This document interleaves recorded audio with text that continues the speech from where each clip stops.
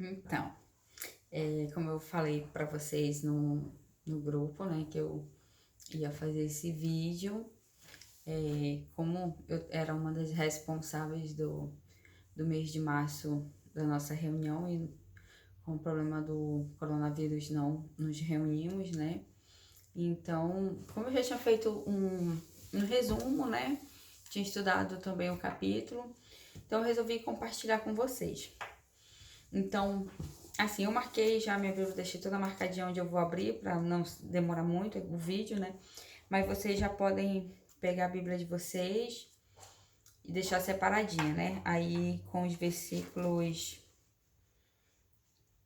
em Tiago 1, 2 e 5, 1 Coríntios 7, 10 e 13, Mateus 19, 6, 1 Coríntios 10 e 13, 1 Pedro 3 e 17, 4 e 19, Romanos 8 e 28, Gênesis 5, 50, 20 e Filipenses 2 e 3. Então, vamos lá. A autora, ela vem enfatizando no decorrer do livro, no decorrer dos estudos, dos capítulos, né? Sempre a questão da comunicação. Ela foca muito a comunicação, como tem que ser a comunicação, né? De que maneira bíblica, tudinho. E nada mais do que justo ela fala novamente no capítulo 17 sobre conflito. E conflito, consequentemente, tem a ver com comunicação, né? Então ela coloca assim, a quietude de espírito da esposa, né? Como pra gente se aquietar, ter um coração quieto diante de um conflito, né? Então, aqui ela vai nos orientar a como resolver conflitos de modo que glorifiquem a Deus, né? Com sabedoria. Ela também, ela não nos ensina a fugir dos conflitos, mas a enfrentá-los de maneira sábia, santa e que honre a Deus, né? E ela coloca assim, ó, que a gente precisa ter o quê? A unidade, né? A gente precisa ter a unidade com o nosso marido para aprender a resolver os conflitos, né? E para ter essa unidade é preciso ter paz. Então ela vai estimular. Ela vai dizer que a gente tem pensamentos negativos, né? Pensamentos antibíblicos e substituir esses pensamentos antibíblicos para pensamentos bíblicos, né? E ela vai dar alguns exemplos aqui de pensamentos antibíblicos que não resultam em conflito, mas prolongam o conflito, não honra a Deus, não tão, nós como cristãs não devemos ter esses tipos de pensamentos, né? E ela coloca assim, os exemplos, né? Vou fazer do meu jeito, não acredito que ele quer pintar a casa de verde. Por que tentar, né? Ele não vai mudar, ele não vai me ouvir. Ele me deixa tão furiosa, só pensa em si mesma, né?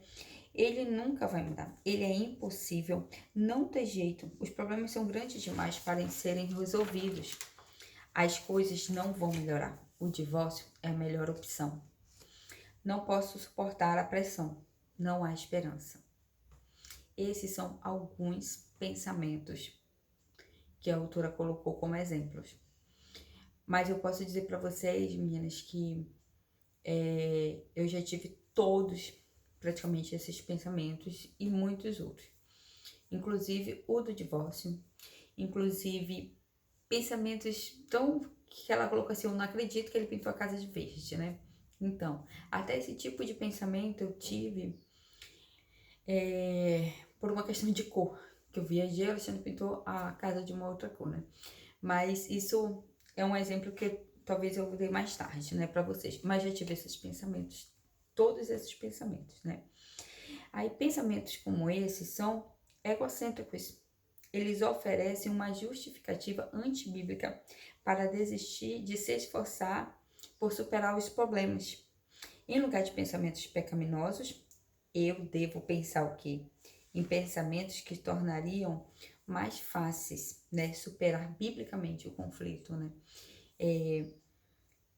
É mais fácil, né, a gente pegar, pensar logo, descarregar a raiva, a ira, pensando e falando, do que muitas vezes a gente parar para analisar uma situação, analisar um conflito e tentar resolver de uma maneira que agrade a Deus, né?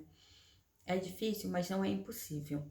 Então, ela vai dar alguns exemplos de como a gente ter pensamentos bíblicos, né, para a resolução de um conflito.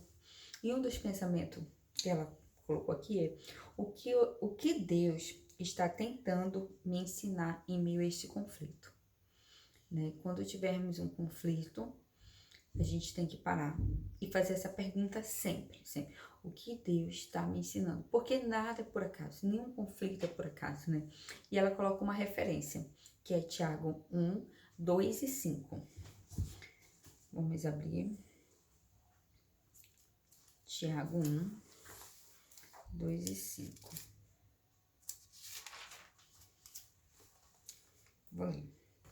Meus irmãos, tendes por motivo de toda alegria o passardes por várias provações, sabendo que a provação da vossa fé, uma vez confirmada, produz perseverança. Ora, a perseverança deve ter ação completa para que sejais perfeito e íntegros, em nada deficiente.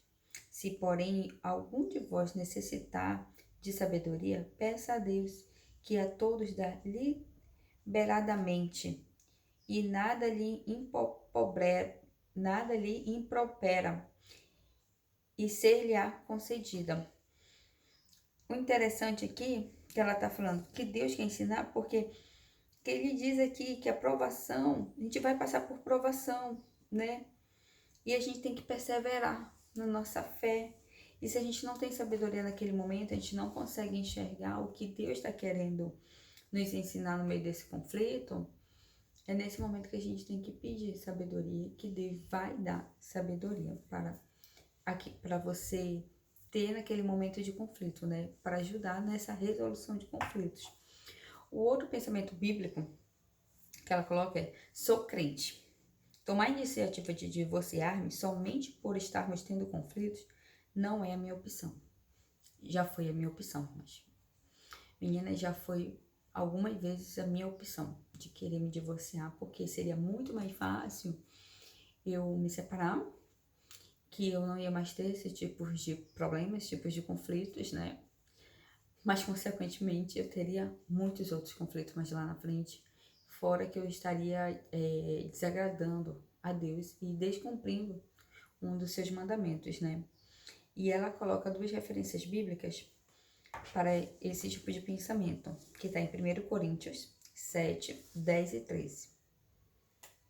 1 Coríntios 7, 10 e 13, né? Ora, aos casados ordeno, não eu, mas o Senhor, que a mulher não se separe do marido. Versículo 13.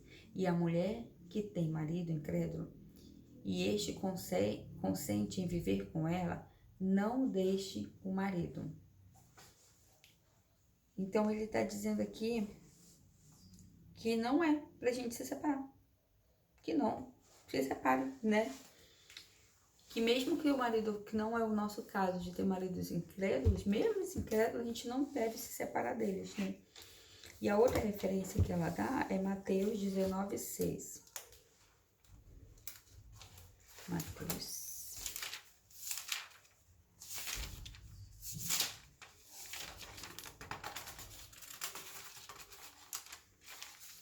19, versículo 6. De modo que já não são mais dois, porém uma só carne. Portanto, o que Deus ajuntou, não separe o homem. Então, o casamento é tanto uma bênção, é tanto um mandamento que Deus ordena nós ficarmos com o nosso marido, que foi ele que nos juntou e a gente passou a ser uma só carne. Se o conflito do meu marido é o meu conflito, Se é meu conflito, eu tenho que fazer de tudo para resolver da melhor forma possível, né? Tentar. Outro pensamento é: Deus me ajudará a superar esse conflito, né? Quando a gente acha assim que lá nos pensamentos negativos, não, ó, como eu não posso suportar a pressão, é um pensamento negativo, né? Não é melhor trocar por um pensamento bíblico, pensando: Deus me ajudará a suportar este conflito. E como que ele vai nos ajudar? A gente vai lembrar de 1 Coríntios 10, 13. Volta para 1 Coríntios 10, 13. Não vos sobreveio tentação que não fosse humana, mas Deus é fiel e não permitirá que jamais sejais tentado além de vossas forças. Pelo contrário, juntamente com a tentação, vos proverá livramento, de sorte que já possais suportar. Então, em vez de a gente pensar: não posso suportar a pressão, não posso suportar esse problema, esse conflito, a gente vai pensar: Deus vai me ajudar a suportar, porque tá aqui, tá na palavra dele. Ele está dizendo que ele não deu nada além daquilo que somos capazes de suportar. É maravilhoso saber que o que a gente está passando tem um propósito, tem um ensinamento, e não é nada que não possamos suportar, porque Deus não faz isso. Ele é tão amoroso, tão bom, que mesmo nos conflitos, ele nos dá conflito, provações, que ele sabe que nós somos capazes de enfrentar, nós somos capazes de suportar, né? É maravilhoso isso. Um outro pensamento é: se tenho de sofrer neste conflito, quero que seja por praticar o que é bem e não pelo que é pecado. Porque um pensamento negativo, ele te leva, um pensamento antibíblico, ele te leva a outros pensamentos antibíblicos. Ele te leva a reações antibíblicas, né? Ele prolonga um conflito por mais tempo. Ou seja, você com um pensamento negativo, você vai dormir estressada, você vai dormir irada, você não vai querer fazer amor com ele, você não vai querer dar um beijo de boa noite, porque você tá chateada de um conflito mal resolvido que você colocou nos seus pensamentos que é demais suportar, que a melhor opção é se divorciar. Isso vai gerando vários outros pensamentos. E o que vai acontecer? Vai esfriar, vai ficar aquilo ali e você vai estar sofrendo, você vai passar a sofrer já com pecado, né? Então, se é para sofrer um conflito, não deixa ninguém feliz, ninguém passa por um conflito, eu tô brigando, tô rindo. Não, mas a gente sofre, mas é um sofrimento por fazer o bem, por fazer a vontade de Deus. Isso é maravilhoso, porque quando a gente está passando por um conflito, por um problema, e a gente tem certeza no nosso coração que Deus está ciente de tudo o que a gente está passando, Ele está no controle daquela situação, dá uma paz, dá uma segurança, né? Diferente do que a gente não nem querer pensar que Deus tá vendo, que Deus vai nos ajudar, porque a gente fica só e só a gente fica irada porque a gente quer se autodefender. Isso tá errado, né? E onde que eu posso ver essa referência? Em 1 Pedro 3:17.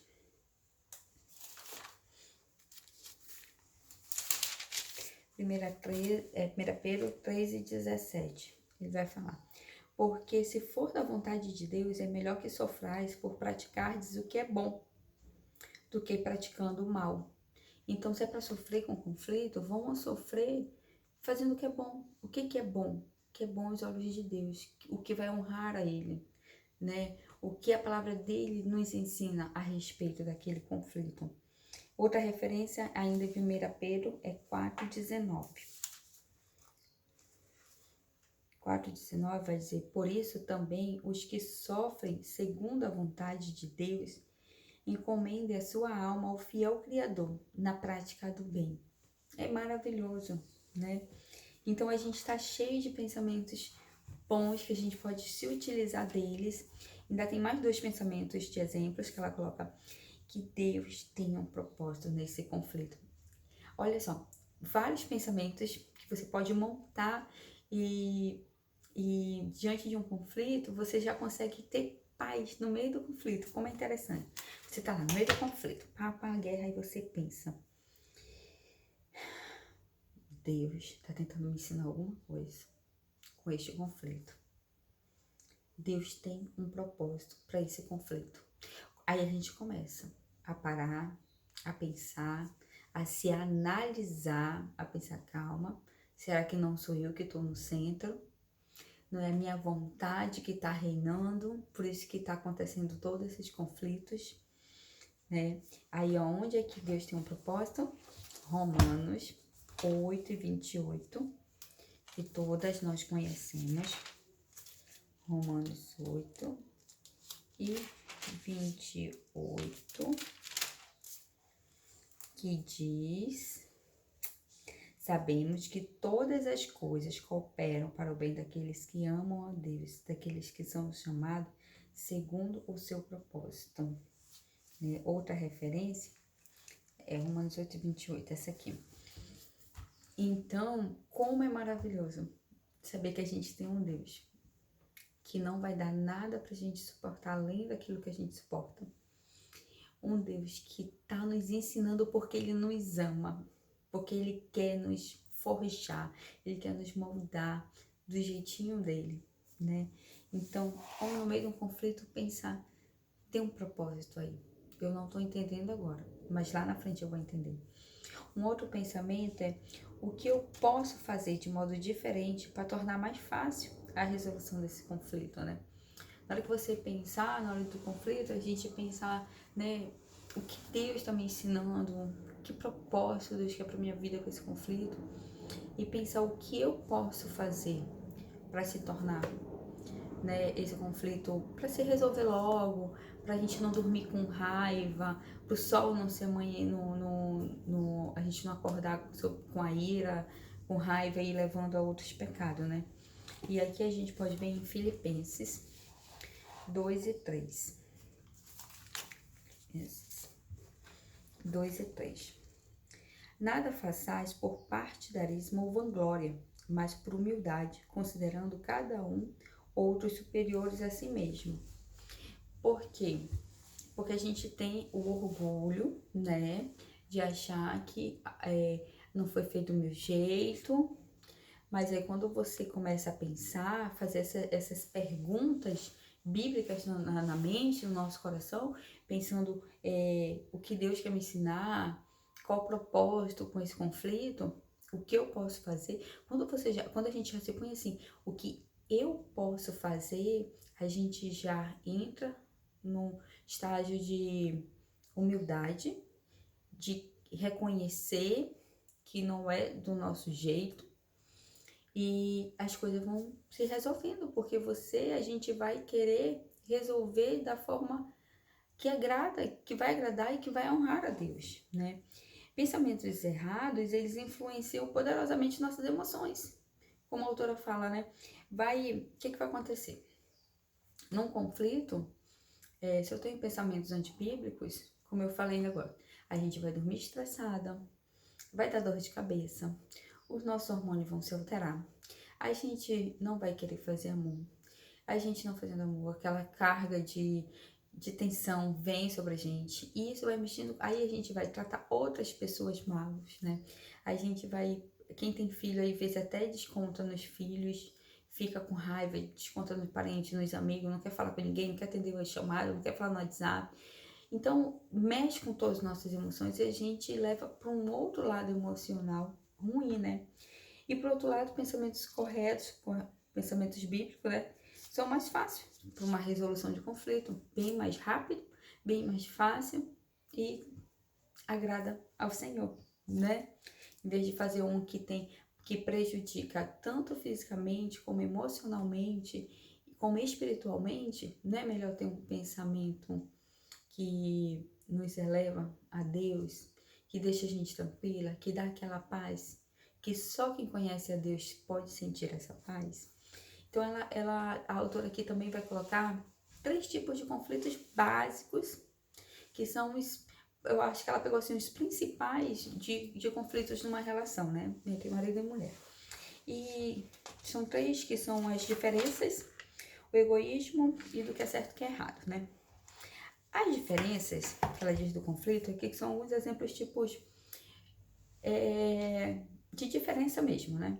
A gente casa e são 2 pessoas com pensamentos diferentes, com costumes diferentes, né?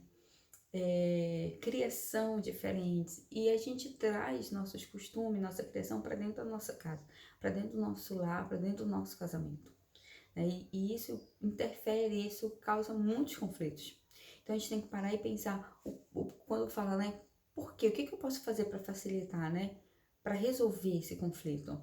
Então é ver qual é a diferença, o que está sendo ali aquele motivo de conflito. Às vezes, ó, são conflitos bestas de diferença, como apertar a pasta de dente, como ela fala, toalha molhada em cima da cama, tipo, tô dando alguns exemplos aqui de casa, roupa suja que tá em todos os cantos, menos no cesto de roupa suja. Então, são conflitos que podem muito bem ser evitados, né? Quando eu fui da parte do Japim, lá era a sociedade feminina ainda, né? E eu aprendi numa das palestras lá, uma das palestrantes, ela falou assim, gente, o meu marido deixava, parece que era toalha molhada em cima da cama. E eu ficava irritada e brigava. Aí eu tava parando um dia, ele saiu, eu peguei a toalha, estendi. No outro dia, eu estendi. E a gente não brigou mais por causa de toalha molhada. Cara, aquilo foi incrível, porque eu falei, gente, eu posso fazer isso. E eu comecei, até hoje, deixando a toalha molhada em cima de cama, em cima de qualquer canto. Ele sai para trabalhar, eu vou juntar a roupa suja dele que tá no quarto, no banheiro, na casa inteira. Põe no cesto. O sapato dele, que ele entra, deixa jogado na sala meia, no corredor, e assim vai tirando para perto, parece que tá fazendo striptease quando chega em casa, né? E eu saio recolhendo. E evitou esse tipo de conflito. Hoje, eu posso dizer para vocês, eu não brigo, a gente não briga mais, eu e o Alexandre, por besteirinhas, por pasta de dente. E sabe o que ele faz que me deixa irritada? A gente compra aqueles potes de colocar a escova de dente e a tampa, né? Por quê? Porque dá descarga, os micróbios sobem, vai pra pasta de dente, pra escova de dente, papá, tem que deixar fechadinho. Aí tá, tem que ficar fechado. Eu deixo fechado. Então, deixa tudo aberto, né? Me irrita, porque eu falo, poxa, ele podia fechar. Mas eu não falo. Ele sai, não, e o pior, ele vai escovar o dente e fica assim, porque sai espirrando pingos de pasta no espelho todo, né? A pasta fica estampada, pode ficar estampada, a pia fica toda molhada e tal, enfim. Então, eu deixo ele primeiro, ele vai no banheiro, toma o banho dele, faz tudo que ele vai fazer, aí eu vou depois, eu já vou fechando, tampando, passo um paninho na pia, enxugo ali e pronto. É o jeito dele, foi a criação dele, eu não sou mãe dele para estar mandando, ensinando coisas que a gente aprende em casa com os nossos pais, infelizmente. Porque eu vou sair do meu papel de esposa, cuidadora, auxiliadora, auxiliar e auxiliar naquilo que ele tem deficiência, né? E para me tornar mãe, tá brigando, tu deixou mais menino. Isso a gente faz com nossos filhos. A gente briga com nossos filhos para fazer isso e fazer aquilo. O nosso marido, a gente não pode brigar e mandar ele fazer. Pega a toalha, joga a roupa suja no cesto, tampa a pasta de dente. Isso é papel de mãe. E eu acho que a pior coisa é o marido ter uma mãe como esposa, né? Então, a gente tem que pensar muito como a gente fala e como a gente age, como a gente enfrenta um conflito. Porque a gente pode não estar sendo esposa, a gente pode estar querendo ser mãe, mandar e quer que ele seja filho e obedeça. É isso, né? Então, sempre pensar, né? Que ter diferença não é errado, não é pecado. Não tá dizendo que é errado, que é pecado, né? É normal, só que a gente tem que o quê? Tratar essas diferenças, né? Tratar de um modo que não vire pecado. E uma das palavras que ela colocou para diferença é a tolerância. Você tem que ser tolerante. Tolerar, é isso. E aonde tá? Onde tá esse ensino? em Efésios 4:3. Vamos abrir aqui. Efésios 4:3. Esforçando-vos diligentemente por preservar a unidade do Espírito num vínculo de paz. É tolerância mesmo. Para quê? Para preservar a paz. Tolerar o vínculo de paz, né? Imagina, começa de manhã o conflito. Ele sai do banheiro no dia de manhã, antes de trabalhar. Ele já deixou a pasta amassada lá no meio, o pote de escova de dente aberto, a toalha molhada em cima da cama, a roupa que ele dormiu jogado no banheiro, o vaso do jeito de xixi. Aí eu vou lá como mãe, inspetora, vou chegar inspecionando o banheiro. Para quê? Para chegar pro meu filho maior de idade, meu filho adulto que dorme comigo, para dizer para ele que ele fez tudo errado, que não é daquele jeito. Vocês acham que ele vai dar valor para minhas brigas de mãe? Não. Eu acho que ele vai pensar, poxa, a Michelle tá certa, eu não tô sendo justo, eu vou fazer isso. Não, ele vai dizer, sai daí, doida, e vai embora. Fez diferença na vida dele? Ele não vai refletir, ele não vai pensar que ele poderia melhorar, que ele poderia fazer diferente. Por quê? Quem não vai? Porque ele vai enfatizar a maneira como eu falei. Como eu fui grosseira, como eu fui mandona, eu ordenei, eu disse o que ele tem que fazer, né? Eu dei ordens. Então ele vai dizer, tô nem aí, te vira. Então não devemos brigar e nem insistir que seja tudo do nosso jeito, né? E se algo é importante para o nosso marido, às vezes a diferença também tá no tipo de lugares que a pessoa quer ir, né? Eu gosto, isso é um exemplo porque eu gosto de comer quase tudo, né? O Alexandre também. A gente não tem muita briga, conflitos por causa de comida. Mas assim, vamos botar um exemplo. Eu não gosto de sushi, eu gosto. Eu não gosto de sushi, ele gosta muito. E ele diz assim, eu quero ir comer um sushi, vamos? E aí eu, não, tu sabe que eu não gosto. Eu não gosto de sushi, eu quero massa, eu quero... E dali surgiu um conflito. O que ele me pediu foi algo pecaminoso? Não. Sair para um restaurante de sushi não é pecado. E comer um sushi não é pecado. Se não é pecado, eu tenho que abrir mão. Eu tenho que abrir mão e fazer o que ele quer. E fazer de bom grado. Não é que toda vez vai ser só o que ele quer. Porque a gente também tem que saber falar, né? É chegar, poxa, amor, eu não gosto de sushi, mas vamos lá, tá? Eu vou contigo. No outro final de semana, a gente pode comer uma massa? Já vai colocando pro outro final de semana. Já vai sabendo falar, né? Não é, tu não sabe o que eu não gosto e tal. Então, se não é pecado, a gente tem que fazer com o nosso marido. E de bom grado, por amor ao quê? A unidade do Espírito da paz. Por isso que tem que ser de bom grado. E não pode. E outra coisa, não só pelo Espírito da paz, com bom grado, mas porque a gente está sob a autoridade dele. A gente está sob a autoridade do nosso marido, né? E a segunda causa de conflito que ela põe é o egoísmo. Eu li um livreto que no livreto é egoísmo, também fininho e tal, rapidinho, a gente lê. E ele estava colocando assim como o egoísmo, ele é como se fosse o pai de todos os outros pecados, né? Começa aqui no egoísmo. O que é o egoísmo? É o meu coração. Quem tem que reinar no meu coração? É Cristo. Quando Cristo está no centro do nosso coração, lá no meio, no centro, a gente faz tudo que Cristo quer, tudo que agrada a Ele, a gente quer agradar. Mas quando a gente tira o lugar que é dele e nos colocamos nesse lugar, o que acontece? Eu estou reinando, eu sou a dona da minha vida, eu faço o que eu quero, a hora que eu quero, e se não fizer o que eu quero, vai ter problemas. Então o egoísmo começa ali, eu reinando. É o pai, é o poderoso. De parte do egoísmo vem todos os outros pecados, né?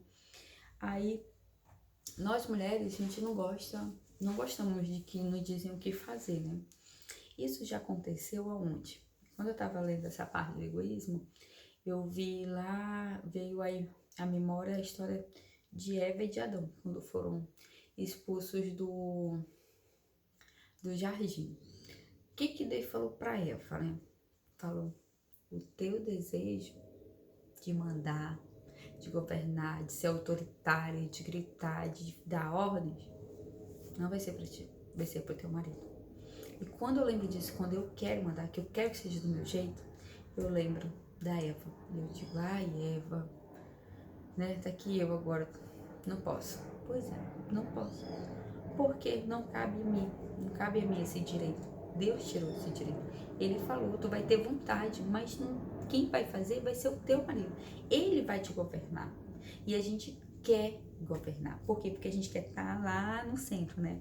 E quando a esposa é egoísta, o marido provavelmente reagirá mais a sua atitude errada do que aquilo que ela deseja, porque eu falei ainda agora, né? Você fala, briga, briga, briga, o marido vai pensar, será? Que ele vai dizer assim, nossa, ela tá certa, eu preciso mudar. Não. Ele não vai pensar dessa forma. Ele vai ficar com raiva, cheio de raiva, vai querer sair de casa o mais rápido possível, porque ele não vai mais aguentar a nossa voz brigando e reclamando. Aí tá. O que a gente tem que pensar para resolver nesse conflito? O que Deus está querendo me ensinar no meio do egoísmo, né? Aí eu vou pensar, opa, o que eu posso fazer para resolver? Não ser egoísta. Quando a gente começa a analisar o conflito e a gente vê a origem, onde foi que se originou o conflito?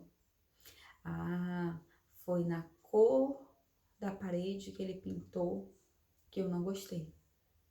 E eu fiquei com raiva, me fechei e aquilo foi criando uma bola de neve.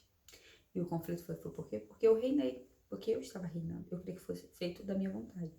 Um outro exemplo que eu tenho para falar para vocês é sobre cor de parede. Eu estava viajando e o Alexandre me mandou uma foto. Eu não sei se foi dos bichinhos aqui de casa, alguma coisa. E eu vi no fundo da foto uma cor diferente de parede.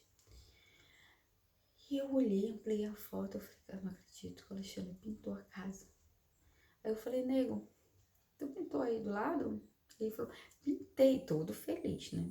Pintei, tu vai amar. Eu falei, manda uma foto. Ele pintou. Vou pegar uma bolsa aqui pra ele.